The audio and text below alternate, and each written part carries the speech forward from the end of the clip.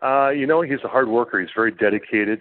We got along fairly well. I probably had done some things like in Canada at the time, they didn't have a lot of size 13 shoes. They didn't have suits that would fit a guy my size and fit quite nicely. But in the U.S., they're all over the place. So one time I asked him to stop at this menswear clothing store, and we were trying to get to the arena as well. So we were in a bit of a time crunch. And I spent probably close to an hour, maybe even more, in there buying all this stuff because I was so excited that I had stuff that fit.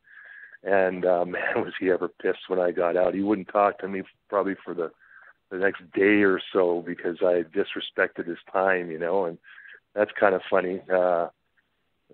And back at the time, I mean, you look at him, he's got that big furrowed eyebrow, he's got the big, huge jaw. He's 320 pounds of pure muscle, and I'm quite sure he knew how to really fight, which I can't say for all the guys that have been through WWE. They're really good at putting on a match, but if you ever got in a fight with them, it'd be over in a couple of seconds.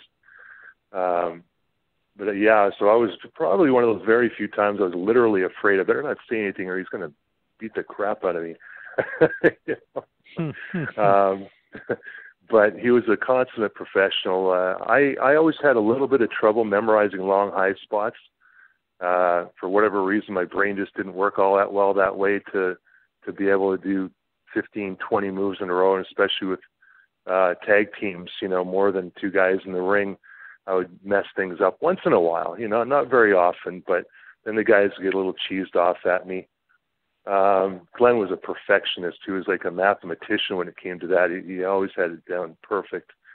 And but he was a good guy. We got along quite well for the most part, I think. And but again, one of those things, and maybe that's the reason why I'm a coach and why I do public speaking. I'm kind of an open book. I like to be transparent. I like other people to be transparent with me.